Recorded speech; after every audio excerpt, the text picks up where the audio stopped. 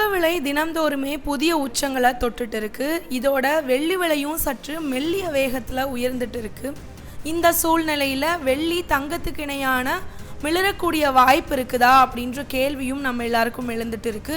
பிரபல பொருளாதார நிபுணராக இருக்கக்கூடிய ஆனந்த் ஸ்ரீனிவாசன் தங்கம் மற்றும் வெள்ளி விலை தொடர்பான முக்கியமான நுணுக்கங்களை பகிர்ந்திருக்கிறாரு. வருங்காலத்தில் வெள்ளி விலை வெடிக்கக்கூடிய வாய்ப்பு இருக்குதா, உச்சங்களை தொடுமா, மத்திய வங்கிகள் எடுத்துகிட்டு வரக்கூடிய முடிவுகள் எப்படி இந்த சந்தைகளை குலைக்கக்கூடும் அப்படின்ற மாதிரியான முழுமையான விவரங்களை பற்றி தான் இன்றைக்கி இந்த வீடியோவில் நம்ம பார்க்க போகிறோம். ட்ரெண்டிங் தமிழ் நியூஸ் நண்பர்களுக்கு வணக்கம். வீடியோக்குள்ளே போகிறதுக்கு முன்னாடி மறக்காமல் சேனலை சப்ஸ்கிரைப் பண்ணிடுங்க. அப்படியே இந்த வீடியோக்கு ஒரு லைக் பண்ணிவிட்டு மறக்காமல் உங்களுடைய கருத்துக்களை கமெண்ட் செக்ஷனில் பதிவிட்டுருங்க. இந்தியாவில் தங்கம் விலை ஒவ்வொரு நாளுமே புதிய உச்சத்தை தொட்டுட்டு வருது. மற்றொரு பக்கம் வெள்ளி விலையும் கூட தொடர்ந்து அதிகரிச்சுட்டே வருது. இதுக்கிடையிலேயே தங்கம் மற்றும் வெள்ளி விலை குறித்து ஆனந்த் ஸ்ரீனிவாசன் சில முக்கிய கருத்துக்களை கூறியிருக்காரு.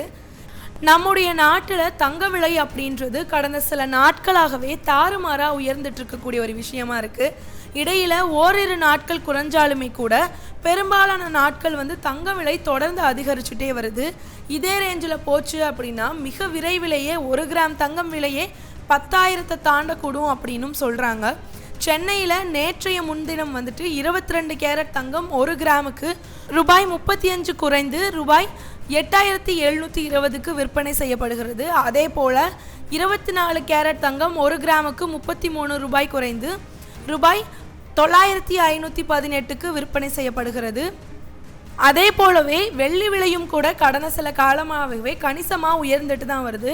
சென்னையில் நேற்றைய முன்தினம் 1 கிராம் வெள்ளி ரூபாய் 109 ரூபாய் 80 பைசாவுக்கும் 1 கிலோ வெள்ளி 1,09,800க்கு விற்பனை செய்யப்படுகிறது.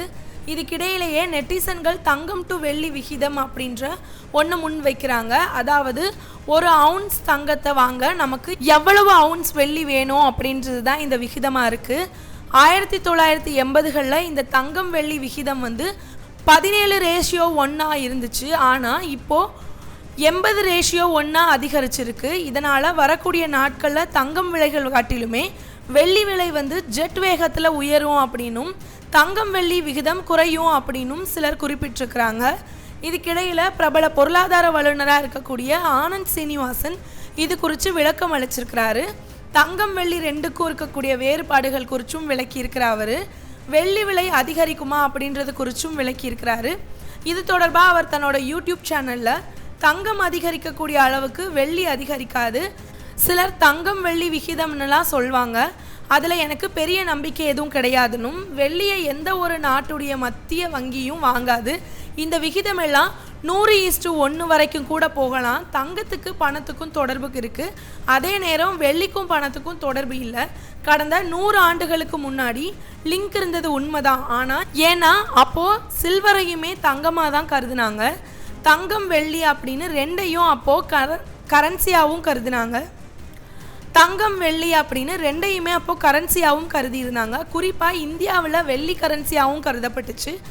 110 ஆண்டுகளுக்கு முன்னாடி இந்தியாவில் பெரிய பிரச்சனை ஏற்பட்டுச்சு. அப்போது நம்மளோட நாட்டில் கரன்சி வெள்ளியாகவும் இருந்துச்சு.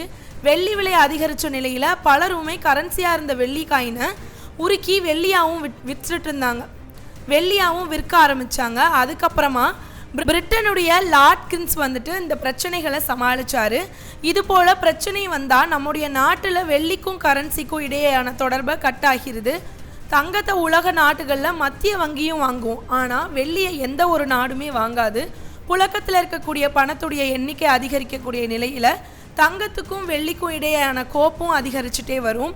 அதனால் வெள்ளியால் தங்கத்தை எட்டி பிடிக்கவே முடியாது. ஒருவேளை சீனா மத்திய வங்கி வெள்ளியை வாங்கி குவிக்குது அப்படின்னு வச்சுக்குவோம், அப்போதான் வெள்ளியோட விலையை அதிகரிக்க ஆரம்பிக்கும் அப்படின்னு சொல்லி அவர் தெரிவிச்சிருக்கிறாரு. அதாவது உலக நாடுகளில் மத்திய வங்கிகள் ஆபத்தான காலத்தில் உதவக்கூடிய தங்கத்தை வாங்கி குவிச்சிட்டு வராங்க. இந்தியா உட்பட பெரும்பாலான உலக நாடுகள் தங்கத்தை கையிருப்பை அதிகரிச்சுட்டு வராங்க. இதுவே தங்கத்தோட விலை உயர பிரதானமான காரணமாக இருக்குது. இதுபோல் வெள்ளிய உலக நாடுகள் கையிருப்பில் வைக்க டன் கணக்கில் வாங்கினா மட்டுமே அதோட விலை படுவேகமாக உயரும். அதே நேரம் இதுக்கான வாய்ப்புகள் மிக குறைவுன்னு தான் சொல்லணும். மேலும் தங்கம் விலையை காட்டிலுமே வெள்ளி விலை எளிதாகவே உயரும் குறையும் அப்படின்ற வாய்ப்பு இருக்குது. இதனால் அதையும் நம்ம மனதில் கண்டிப்பாக வச்சுக்கணும். இது ஒரு நியூஸ் இன்ஃபர்மேஷன் மட்டும்தானே தவிர இதை நிச்சயமாக முதலீட்டு ஆலோசனையாக நம்ம எடுத்துக்கக்கூடாது. முதலீடு சார்ந்த முடிவுகளை எடுக்கும் முன்னாடி உங்களுடைய பொருளாதார ஆலோசகர்கிட்ட சரியான ஆலோசனை கேட்ட பிறகு தான் உங்களுக்கு ஏற்ற முடிவை நீங்கள் எடுக்கணும். இது குறித்து உங்களுடைய கருத்துக்களை மறக்காமல் கமெண்ட் செக்ஷனில் பதிவிட்டுருங்க. அப்படியே ட்ரெண்டிங் தமிழ் நியூஸ் சேனலையும் சப்ஸ்கிரைப் பண்ணிட்டு இந்த வீடியோக்கு ஒரு லைக் பண்ணிடுங்க. நன்றி.